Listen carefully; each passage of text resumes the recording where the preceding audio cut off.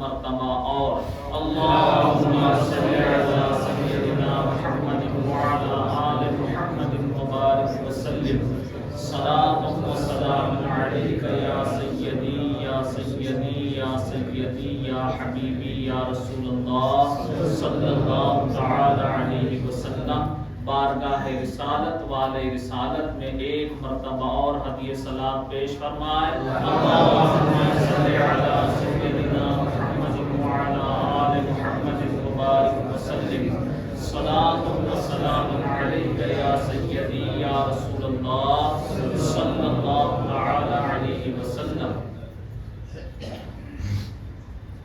اللہ رب العزت کا بے انتہا شکر و احسان ہے کہ اس نے ہمیں آپ کو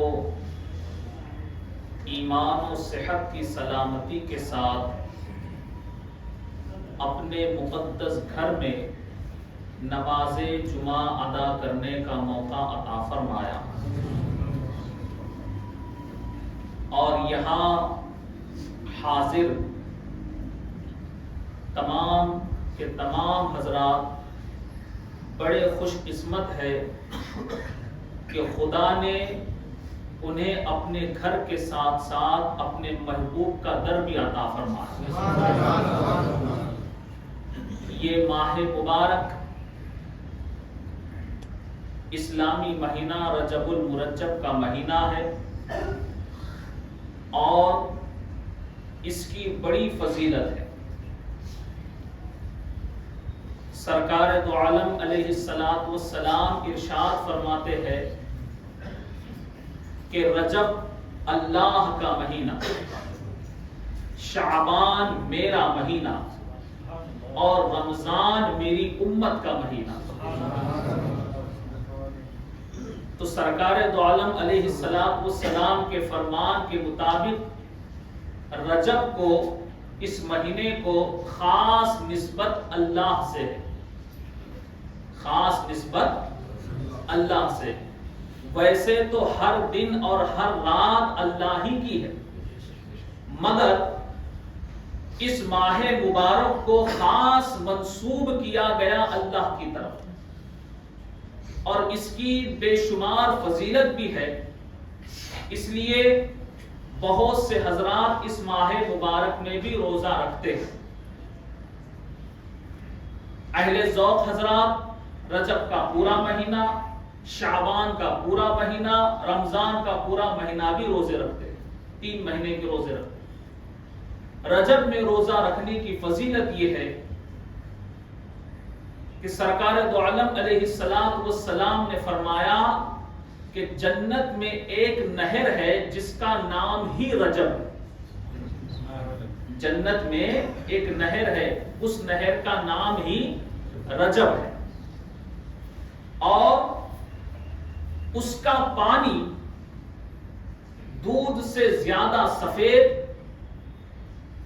برف سے زیادہ ٹھنڈا، اور شہد سے زیادہ میٹھا ہے۔ یہ بات صرف ہمارے ذہن میں آنے کے لیے، ورنہ جنت کی ایک ایک نعمت تو ایسی ہے کہ اس کا خیال بھی کسی کے ذہن میں نہیں آیا، اس کا خیال بھی کسی کے ذہن میں نہیں آیا۔ ایسی نعمتیں جنت کی ہے، مگر صرف ہمیں ایک خیال ہو کہ وہ کیسی نہر ہے کہ جس کا پانی دودھ سے زیادہ سفید، برف سے زیادہ ٹھنڈا، شہد سے زیادہ میٹھا ہے۔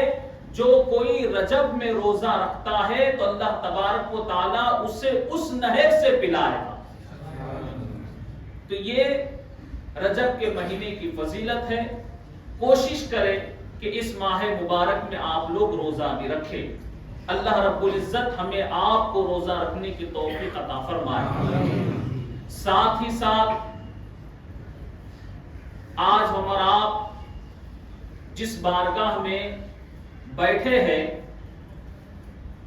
وہ بارگاہ شہر پونا کی مشہور و معروف بارگاہ سید السعدات حضرت سید خواجہ حسام الدین قتال زنجانی چشتی رحمت اللہ تعالی علیہ کی بارگاہ، جو بڑی درگاہ کے نام سے مشہور ہے۔ اور آج حضرت کا عرس مبارک ہے. اتفاق سے ایسے عرس کے موقع پر جمعہ کا دن بھی آ گیا اور جمعہ کا دن بھی تمام دنوں کا سردار ہے. جمعہ کا دن بھی عید کا دن ہے مومنوں کے لیے. تو معلوم ہوا کہ آج ہمیں آپ کو 2 عیدیں ملی. آج اللہ کے فضل سے ہمیں آپ کو 2 عیدیں ملی. 2 عیدیں ایک ساتھ جمع ہوئی. ایک عید خواجہ صاحب کا عرس ہے, دوسری عید جمعہ کا دن ہے. لہذا یہاں ہمارا بیٹھنا اور ایک ایک لمحات بڑے قیمتی ہے, اس کی بڑی اہمیت ہے. لہذا آئیے تھوڑی دیر میں آپ کے سامنے کچھ اہم اور ضروری باتیں رکھوں. اس سے پہلے اس بات کو ذہن میں رکھنا کہ آج لوگوں کا مزاج جو ہے سننے سنانے کا ایسا ہو گیا ہے کہ سنتے سناتے سبھی ہے, سنتے سناتے سبھی ہے, مگر دھیان نہیں دیتے, توجہ نہیں دیتے. اگر اللہ نے ہمیں صرف سنانے کے لیے پیدا کرنا ہوتا تو جانور بنا دیتا, کیونکہ جانور بھی سنتے ہیں نا. بولیے, میں جو بات بول رہا ہوں سمجھ میں آ رہی نہیں آ رہی؟ صرف جانور بنا دیتا, وہ بھی سنتے ہیں, مگر ہم انسان ہیں. اللہ نے ہمیں کانوں کی سماعت کے ساتھ ساتھ عقل سلیم بھی عطا فرمایا تاکہ جو بات ہمارے سامنے بتائی جا رہی ہے اچھی باتوں کو ہم سنیں بھی, اس پر غور بھی کریں, اس پر عمل بھی کریں. تو بحمدہ تعالی ہم اہل سنت جماعت والے بزرگان دین کے آراس مناتے, ان کا عرس مناتے. تو یہ عرس کی کیا شان ہے, عرس کی حیثیت کیا ہے, عرس منانے کا مقصد کیا ہے, اور عرس کے مواقع پر کیا ہونا چاہیے, اس بات پر ہمیں آپ کو غور کرنے کی ضرورت ہے. اس لیے قرآن کریم کی انتہائی مشہور و معروف آیت کریمہ کی تلاوت کا شرف میں نے حاصل کیا, جو آج کی مجلس کے لیے جسے سرنام ہدایت قرار دیا ہے. اللہ رب العزت فرماتا ہے ان الدین عند اللہ الاسلام, بے شک اللہ کے نزدیک دین اسلام ہی ہے. ایک آسان ترجمہ آپ لوگوں کو سنا دیا, اللہ کے نزدیک دین اسلام ہی ہے.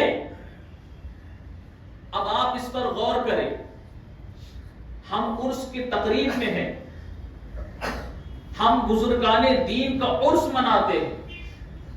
یہ سارے کے سارے بزرگان دین جنہوں نے ہم تک دین پہنچایا, جنہوں نے ہم تک دین پہنچایا, ان کی زندگی کی محنت کی وجہ سے جو انہوں نے لوگوں کو رشد و ہدایت کی اور لوگوں کو خدا کا پتہ بتایا, لوگوں کو دین اسلام کی دعوت دی, یہ اسلام کا گلشن انہی بزرگان دین کی دین ہے, انہی بزرگان دین کی دین ہے جو آج ہم اور آپ اسلام پر عمل کر رہے ہیں. تو آپ غور کیجئے, اللہ فرماتا ہے کہ بے شک اللہ کے نزدیک دین اسلام ہی ہے. ویسے تو ادیان بہت ہے, اور بھی دوسرے دین ہے نا, بہت سے ادیان ہے, مگر سارے ادیان میں اللہ کو جو سب سے زیادہ پسندیدہ دین ہے وہ اسلام ہے, وہ اسلام ہے. بس اسی پر آپ غور کریں کہ دین اسلام ہے اور یہ اللہ کی پسند ہے, تو معلوم ہوا جو اللہ کی پسند وہی رسول اللہ کی پسند, جو رسول اللہ کی پسند وہی سارے اولیاء اللہ کی پسند. یہ لفظ پسند پر ہی غور کرنا ہے. دوستو ہم کلمہ پڑھتے ہیں، ہم نمازیں پڑھتے ہیں، ہم عبادات ریاضات کرتے ہیں، ہم اسلامی طریقے پر چلتے ہیں، مگر ہم اس بات پر غور کریں کہ یہ دین، یہ اسلام اللہ کو پسند ہے، اور اللہ کی یہ پسند رسول اللہ کی پسند، اور رسول اللہ کی پسند سارے اولیاء اللہ کی پسند۔ اسی پسند کے لیے، یعنی اسی اسلام کے لیے، پہلے آپ اسلام کی عظمت کو جانیں، اسلام کی عظمت کو سمجھیں کہ اسلام کیا ہے، اس کی عظمت کیا ہے۔ جب اسلام لانے والی ذات دنیا میں تشریف لائی، جس کے ذریعے اسلام آیا، ویسے تو حضرت آدم علیہ السلام کے ذریعے ہی پہلے اسلام آ چکا، مگر جس نے اسلام پوری دنیا میں پھیلایا وہ ذات سرکار مدینہ صلی اللہ علیہ وسلم کی ذات مبارکہ۔ تو وہ اسلام لانے والی ذات جب دنیا میں تشریف لائی تو بحالت سجدہ، سرکار دو عالم علیہ السلام جب دنیا میں تشریف لائے تو حالت سجدہ میں آپ تشریف لائے، اور یہی بات آپ غور کیجئے، جب اسلام لانے والا دنیا میں آیا تو سجدے کی حالت میں آیا، اور اسلام بچانے والا جب دنیا سے گیا تو سجدے کی حالت میں گیا۔ اسلام لانے والے کو رسول الثقلین کہتے ہیں، اور اسلام بچانے والے امام حسین ہیں۔ تو اسلام ہم تک، آپ تک انہی کی قربانیوں سے پہنچا ہے۔ پہلے ہم اسلام کی عظمت کو جانیں، یہ اسلام اللہ کی پسند ہے، رسول اللہ کی پسند ہے، اولیاء اللہ کی پسند ہے۔ اس اسلام سے نبی کو اتنی محبت ہے کہ آج دنیا کے چپے چپے میں، دنیا کے گوشے گوشے میں جہاں بھی اسلام کا پرچم نظر آ رہا ہے، یہ ساری کی ساری برکتیں، یہ سارا کے سارا فیضان سرکار مدینہ کا ہے، کہ وہ ایک ذات ہے جس نے مدینے کی چٹائی پہ بیٹھ کر پوری دنیا میں اسلام پھیلایا، پوری دنیا میں اسلام پھیلایا۔ اور آپ دیکھیے اسی اسلام پر جب بھی آنچ آئی، جب بھی کوئی خطرہ آیا، جب بھی کوئی مشکل آئی، تو اس اسلام کی حفاظت کے لیے، اس اسلام کو بچانے کے لیے نبی نے اپنے بیٹوں کی قربانی دی، نبی نے اپنے بیٹوں کی قربانی دی، اور نبی کے ان بیٹوں نے اسلام کو پھیلانے میں پورا پورا حق ادا کیا، پورا پورا حق ادا کیا۔ آپ نے دیکھا جب یہی اسلام کربلا کی دھرتی پر خطرے میں آیا تو اس اسلام کو بچانے کے لیے نبی نے اپنے بیٹے امام حسین کو بھیجا۔ یہی اسلام کو زندہ کرنے کے لیے سرکار دو عالم علیہ السلام نے عراق میں اپنے بیٹے محی الدین عبد القادر جیلانی غوث اعظم کو بھیجا، اور جب یہی اسلام پھیلانا تھا تو بھارت کی دھرتی پر اپنے بیٹے خواجہ معین الدین حسن کو بھیجا۔ اور آج یہ جو اسلام کا گلشن ہمیں نظر آ رہا ہے، اس اسلام کے گلشن میں، اس اسلام کی رگوں میں نبی کے اولاد کا خون ہے، اس میں نبی کا خون ہے، نبی کی اولادوں کا خون ہے۔ اور آپ دیکھو کہ امام حسین رضی اللہ تعالیٰ عنہ نے صبر و استقامت کے ساتھ اسلام کو بچایا، امام علی مقام نے صبر و استقامت کے ساتھ اسلام کو بچایا۔ حضور غوث پاک رضی اللہ تعالیٰ عنہ نے بکثرت کرامتوں کا ظہور کر کے اسلام کو پھیلایا، اور خواجہ معین الدین حسن سنجری حضور غریب نواز نے اپنے کردار سے اسلام کو پھیلایا۔ یہ اسلام ہم تک آیا تو اتنی آسانی سے نہیں آیا دوستو، اس اسلام کے لیے کتنی قربانیاں دینی پڑی، اس اسلام کی خاطر کتنوں نے اپنے گھر چھوڑے، اپنے بیوی بچوں کو چھوڑا، اسی اسلام کی خاطر اپنی جانیں قربان کی. یہ اسلام کوئی معمولی چیز نہیں، اللہ کی پسند ہے، اور اللہ کی اس پسند کو سارے اللہ والے پسند کرتے ہیں. اس لیے آپ ان کی زندگی کو دیکھو تو انہوں نے کتنی تکلیفیں اٹھائی، کتنی مشقتیں اٹھائی، کتنی مصیبتیں جھیلی، لیکن اس کے باوجود ان کا ایک ہی مقصد تھا کہ اسلام کی اشاعت، اسلام پھیلتا رہے. اور یہ تو کرم ہے، اسلام یہ اللہ کی پسند ہے. یہ کیا ہے بولیے؟ سب بولو، اللہ کی پسند. اور بھلا بتاؤ، بندہ کتنی ہی طاقت لگا دے، کیا وہ خدا کی طاقت کی برابری کر سکتا ہے؟ ہر زمانے میں، ہر دور میں ایسے فتنے اٹھے جو اسلام کے دشمن رہے. آج ہے تو کوئی تعجب کی بات نہیں، مگر انہوں نے اپنی ساری جتنی طاقت تھی سب استعمال کر دی، ایڑی چوٹی کا زور لگا دیا. لیکن دوستو، کم ہونے کے باوجود وہ اسلام کو مٹا نہیں سکے. اور سب سے بڑی مثال کربلا کی ہے کہ جو حق کی طرف تھے، اسلام کی طرف تھے، وہ 72 تھے، اور دشمنان اسلام 22,000 کا لشکر تھا. ہر دور میں یہ ہوا، مگر کوئی اسلام کو مٹا نہیں سکا اور قیامت تک نہیں مٹا سکتا، کیونکہ یہ اللہ کی پسند ہے. ہاں ضرور ہے کہ پریشان کیا جا سکتا، تکلیفیں پہنچائی جا سکتی ہے، مگر جو اس کے خلاف لڑ رہے ہیں وہ لڑتے لڑتے ختم ہو جائے. اس اسلام کو وہ ہرگز مٹا نہیں سکتے، کیونکہ یہ اللہ کی پسند ہے.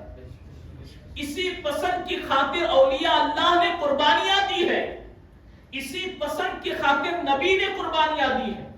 اور ان کی قربانیوں کے قصے ہم اور آپ سنتے ہیں، مگر افسوس، 100,000 افسوس کہ ہم نے صرف اور صرف ان باتوں کو سنا، لیکن اس کی اہمیت کو نہیں سمجھا، اس کی قدر کو نہیں جانا. ہمارے لوگوں کا مزاج یہ ہے، شب قدر آتی ہے تو بڑی تیاری کرتے ہیں یا نہیں کرتے؟ بولیے، کتنا اہتمام کرتے؟ شب قدر کب ہے؟ پہلے ہی پوچھتے شب قدر کب ہے، شب قدر کب ہے. دین کی اہمیت کو سمجھو مسلمانوں، یہ دین جو تمہیں ملا ہے یہ کتنا قیمتی ہے، اس کی قدر کو جانو. ایک بزرگ سے کسی نے پوچھا، بتائیے شب قدر کب ہوتی ہے؟ وہ بزرگ جواب دیتے ہیں، ہمارے لیے ہر شب قدر ہے، ہر شب قدر ہے. کیونکہ وہ جانتے ہیں اسلام کیا ہے، وہ جانتے ہیں یہ دین کیا ہے. ہم نے، آپ نے اس کو اہمیت نہیں. اور دوستو دیکھیے، سب اٹھانے والوں نے اٹھایا، باتیں بہت کی، مگر ساری باتیں بے مطلب. آپ غور کیجئے، اسی اسلام پر یہ تہمت لگائی گئی کہ یہ اسلام تلوار کی زور پہ پھیلا. یہ تہمت اسلام پر لگائی جاتی ہے کہ یہ تلوار کی زور پر پھیلتا ہے.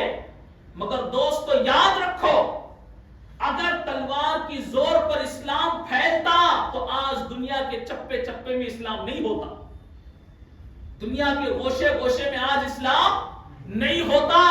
دنیا کے گوشے گوشے میں جو آج اسلام پھیلا ہوا ہے، یہی اسلام کی اشاعت، یہی اسلام کا گلشن ہمیں بتا رہا ہے کہ اسلام تلوار کی زور پر نہیں پھیلا، اولیاء اللہ کی محنت سے پھیلا،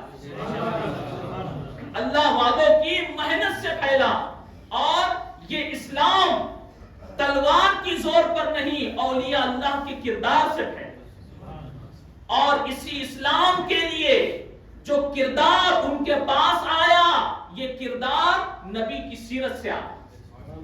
یہ کردار کی خوشبو کہاں سے آئی؟ نبی کی سیرت سے آئی. سرکار دو عالم علیہ السلام کو بھی جب آپ نے فاران کی چوٹی پر کھڑے ہو کر کے اسلام کی دعوت پیش کی اب دیکھیے یہ دعوت پیش کرنے کا انداز بھی کیا تھا، یہ دعوت پیش کرنے کا انداز بھی کیا تھا۔ حضور علیہ السلام نے سب کو جمع کیا اور پوچھا کہ اگر میں تم سے یہ کہوں کہ اس پہاڑ کے پیچھے ایک فوج ہے جو تم پہ حملہ کرنا چاہتی، تو کیا تم میری بات کو مانو گے؟ سب کو جمع کر کے نبی نے کہا۔ 40 سال کے بعد جب اللہ کا حکم ہوا تو سارے لوگ ایک زمام ہو کر کہنے لگے ہاں ہم آپ کی بات ضرور مانیں گے، کیونکہ آپ نے آج تک کبھی جھوٹ کہا ہی نہیں۔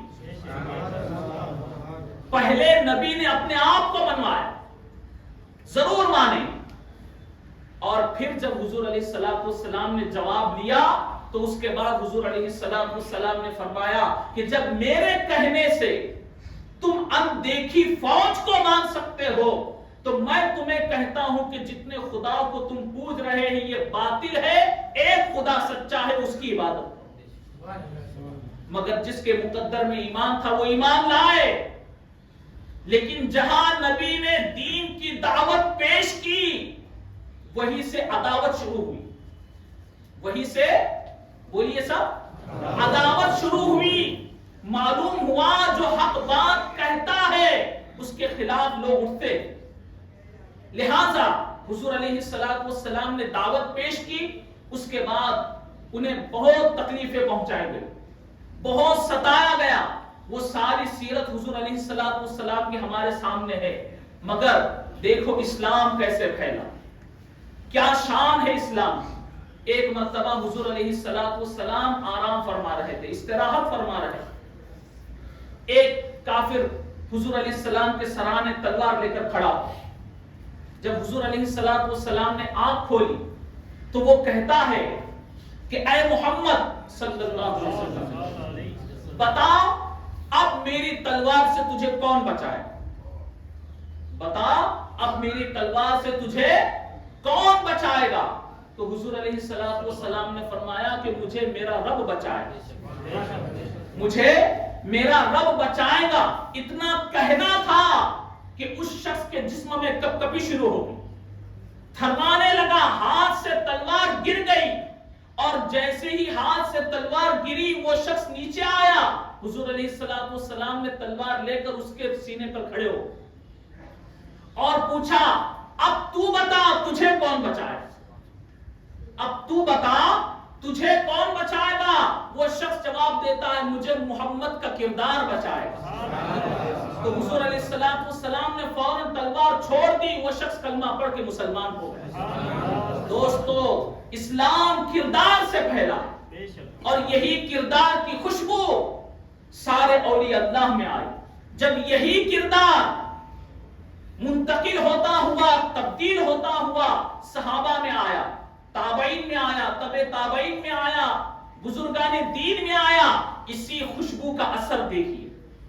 جب مولائے کائنات خیبر شکن شاہ زمن حضرت مولا علی مشکل کشا رضی اللہ تعالیٰ عنہ جنگ میں لڑ رہے، ایک کافر سے مقابلہ ہوا، اسے زمین پر گرایا، پچھاڑا، اس کے سینے پر بیٹھ گئے، اور تلوار نکال، تلوار تو ہاتھ میں تھی، تلوار سے بس اس کے گلے پر تلوار چلانا تھی کہ اسی نازک وقت میں اس نے حضرت علی کے منہ پر تھوک دیا۔ کتنا نازک وقت ہے، ذرا تصور کرو، ایسے وقت میں کوئی اپنے غصے پر قابو پائے یہ بہت مشکل ہے۔ بہرحال حضرت مولا علی شیر خدا کے چہرے پر جیسے اس نے تھوکا، حضرت مولا علی شیر خدا نے فوراً تلوار پھینک دی، اس کے سینے سے ہٹ کے کھڑے ہو۔ اب وہ شخص حیران ہے، سوچ رہا ہے کہ میں نے تو ایسے نازک وقت میں ایسا خراب کام کیا کہ میرے بچنے کی گنجائش ہی نہ تھی، مگر ایسے وقت میں انہوں نے مجھے چھوڑا۔ پوچھتا ہے اے علی، تم میدان جنگ کے نا تجربے کار شخص ہو، حضرت علی نے پوچھا وہ کیسے؟ تو کہا کہ جو کام مشکل تھا وہ تو تم نے کر دیا، جو آسان تھا اسے چھوڑ دیا۔ اس سے پتا چلتا ہے کہ تمہیں جنگ میں لڑنے کا تجربہ نہیں۔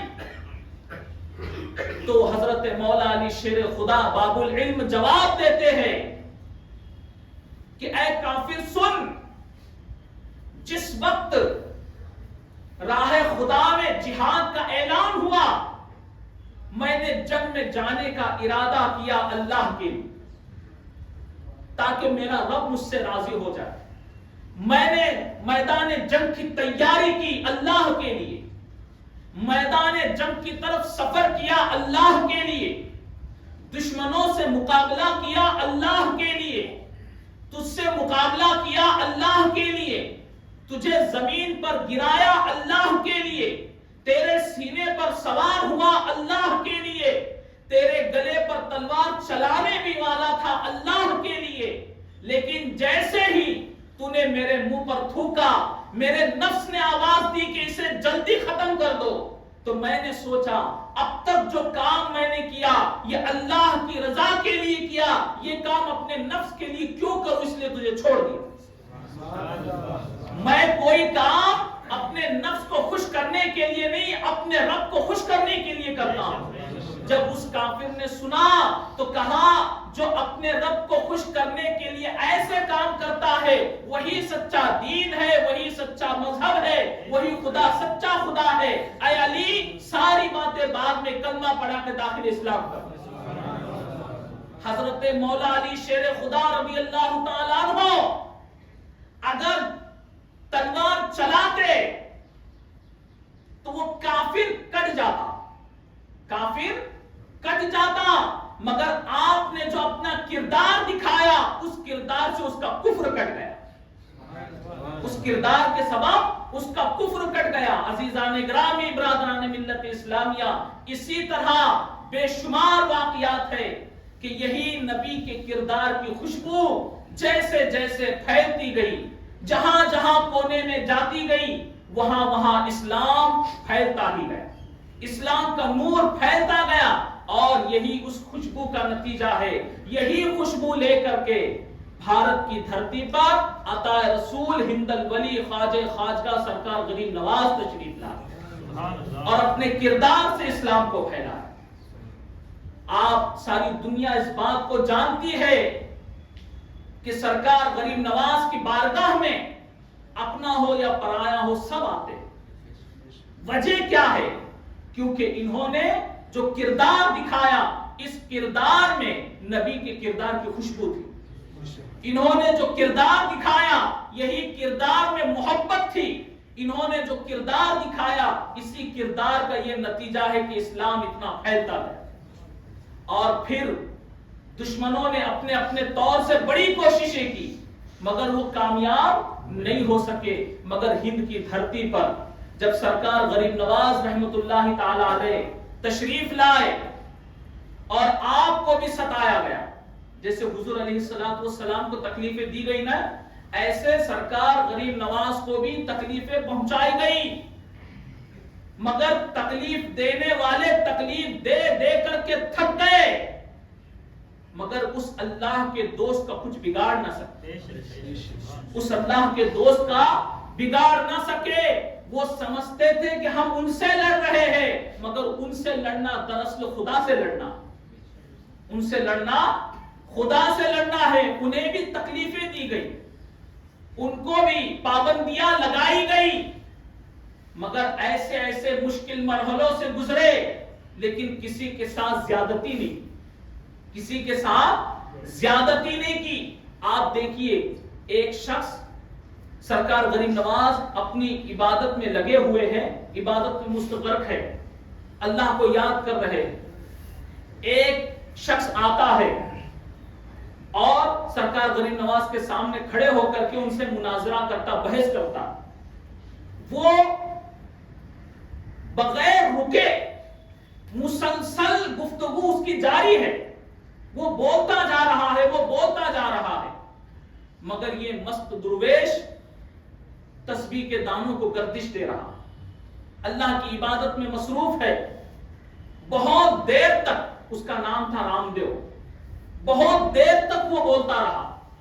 جب کافی دیر گزری، غریب نواز نے نگاہ ولایت اٹھائی. نگاہ ولایت اٹھائی. اللہ والے جو دیکھتے ہیں دوستو، ان کا دیکھنا بھی بڑا عجیب ہوتا ہے. ہم آنکھ کھولتے ہیں تب دکھتا ہے، اللہ والے آنکھ بند کرتے ہیں تو لوگوں کی تقدیریں پڑھ لیتے ہیں. سرکار غریب نواز نے نگاہ اٹھائی. اسی لیے تو شاعر کہتا ہے نا، تیری ایک نگاہ کی بات ہے، میری زندگی کا سوال ہے. وہ نگاہ کیا علم رکھتی ہے. غریب نواز نے نگاہ اٹھائی. کہا رام دیو، تو مجھ سے بحث کرنے آیا ہے؟ میں دیکھ رہا ہوں تیری تقدیر میں کہ تو جنتی ہے اور مجھ سے بحث کرنے آیا ہے. بس یہ الفاظ ختم بھی نہ ہوئے تھے، اس نے کلمہ پڑھا، داخل اسلام. یہ ہے اسلام کا کردار. کلمہ پڑھا، داخل اسلام ہوا. لیکن دوستو، اس سے پتا کیا چلا کہ تکلیف دینے والوں نے اپنی ساری ایڑی چوٹی کا زور لگا دیا، بہت کوششیں کر لی، مگر دیکھو تاریخ گواہ ہے، جو کردار نبی کا تھا وہی کردار آل نبی کا ہے. وہی کردار آل نبی کا ہے. دشمنوں کے ساتھ بھی محبت سے پیش آنا، یہ کردار نبی کا ہے. یہ کردار نبی کا ہے. اور سرکار دو عالم علیہ السلام کو جب مکہ میں ستایا گیا، تکلیفیں پہنچائی گئی، کون نہیں جانتا کہ نبی کو کتنی تکلیفیں دی گئی. راہوں میں کانٹے بچھائے گئے. یہاں تک کہ طائف کی وادیوں میں جب حضور علیہ السلام پہنچے تو انہیں پتھر بھی مارے گئے. اتنے پتھر مارے گئے کہ خون مبارک سے جوتیاں بھر گئی. جب اس وقت میں حضرت جبریل حضور علیہ السلام کی بارگاہ میں آئے اور عرض کی، یا رسول اللہ صلی اللہ علیہ وسلم، آپ اجازت دے، آپ ان کے لیے بددعا کرے تو یہ دو پہاڑ کے درمیان جو وادی ہے، میں دونوں پہاڑوں کو ملا دوں، یہ وادی برباد ہو جائے، نیست و نابود ہو جائے. سرکار دو عالم علیہ السلام نے فرمایا، جبریل، میں سارے عالمین کے لیے رحمت بنا کر بھیجا گیا ہوں. یہ مجھے نہیں پہچانتے، ان کی آنے والی نسلیں مجھ پر ایمان لائیں. ان کی آنے والی نسلیں مجھ پر ایمان لائیں گی. اور دوستو، جو نبی کے زبان سے نکلے جملے وہ حق ہوئے. اور آج ساری دنیا دیکھ رہی ہے، جتنے الفاظ، جتنے احادیث مبارکہ حضور علیہ السلام نے بیان فرمائے تھے، ساری کی ساری باتیں ہو بہو اسی طرح پوری ہو رہی. ایک سرکار ایسی ہے جو وعدے کرتی ہے، پورے نہیں کرتی، ہے نا؟ ہے یا نہیں؟ سمجھ رہے نہیں سمجھ؟ مگر آپ دیکھو، سرکار مدینہ نے 1400 سال پہلے کہا، آج وہ بات پوری ہو رہی. بات کیا ہے؟ جو سرکار مدینہ نے کہا وہ پورا ہو رہا ہے. اور کوئی سرکار آ کر وعدہ کرتی ہے، وہ بات پوری نہیں ہوتی. اس کی سب سے بڑی وجہ یہ ہے کہ دنیا کی جتنی بھی سرکاریں ہیں، یہ آتی ہے، واپس جاتی ہے، لیکن یہ سرکار مدینہ کی جو سرکار ہے، یہ اللہ کی طرف سے قیامت تک کوئی دوسری سرکار آنے والی ہے. اور جو نبی نے کہا ہے وہ بات بالکل حق ہوگی، بالکل صحیح ہوگی. اور دیکھو ذرا عشق کی نگاہوں سے دیکھو، محبت کی نگاہوں سے دیکھو، اپنے دل میں الفت و محبت بسا کر دیکھو کہ جتنے لوگوں نے تکلیفیں پہنچائی، نبی کو بھی ستایا، غریب نواز کو بھی ستایا، نبی کو بھی تکلیف دی، غریب نواز کو بھی تکلیف دی.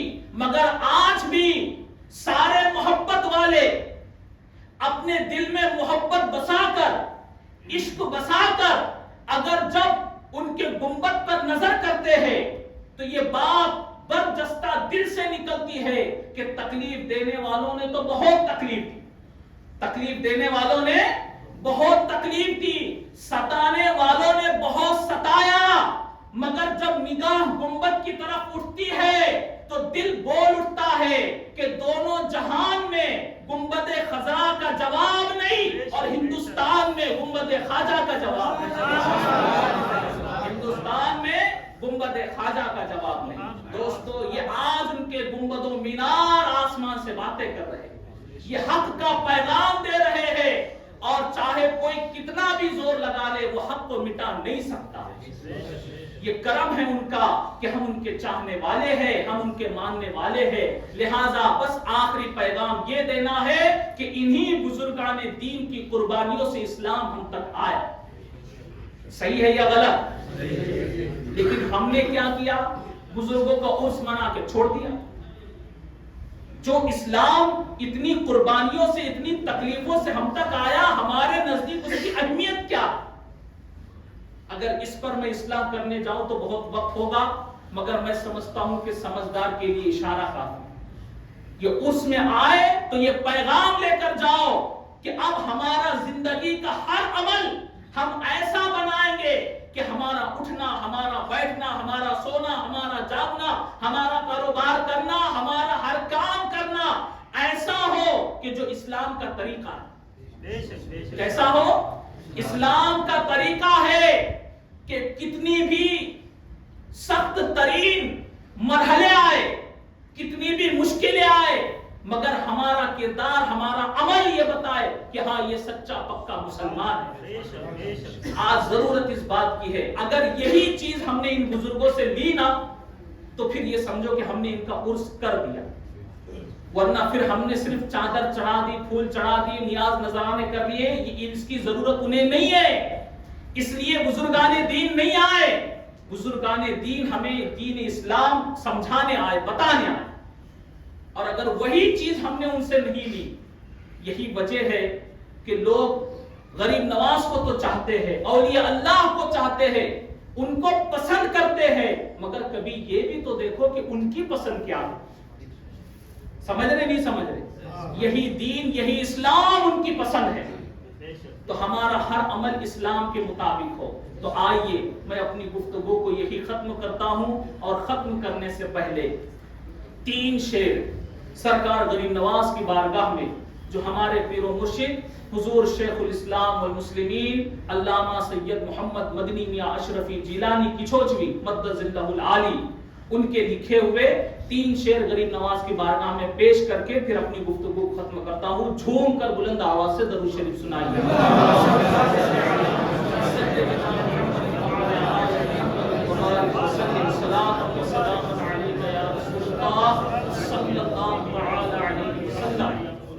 حضور شیخ الاسلام فرماتے ہیں, جس کے سائے کو نہ پایا نگاہ عالم نے. نگاہ عالم یعنی پوری دنیا کی نگاہ, کس کا سایہ نہیں تھا؟ سرکار دو عالم علیہ الصلوۃ والسلام کا. اب دیکھیے خواجہ کی شان کیا ہے. جس کے سائے کو نہ پایا نگاہ عالم نے, بالیقین ہے اسی بے سائے کا سایہ خواجہ. بالیقین ہے اسی بے سائے کا سایہ خواجہ. میں نہ کہتا تھا اے غم دل کہ ہے میرا بھی کوئی, میں نہ کہتا تھا اے غم دل کہ ہے میرا بھی کوئی, اب تیری خیر نہیں دیکھ وہ آیا خواجہ. اب تیری خیر نہیں دیکھ وہ آیا خواجہ. اور خواجہ کا در کیا در ہوتا ہے, اللہ والوں کا در کیا ہوتا ہے. اس لیے اس جملے کو یاد رکھو کہ ایکتا کا سبق انہی اولیاء اللہ نے ہمیں دیا. ایکتا کا سبق انہی اللہ والوں نے ہمیں دیا.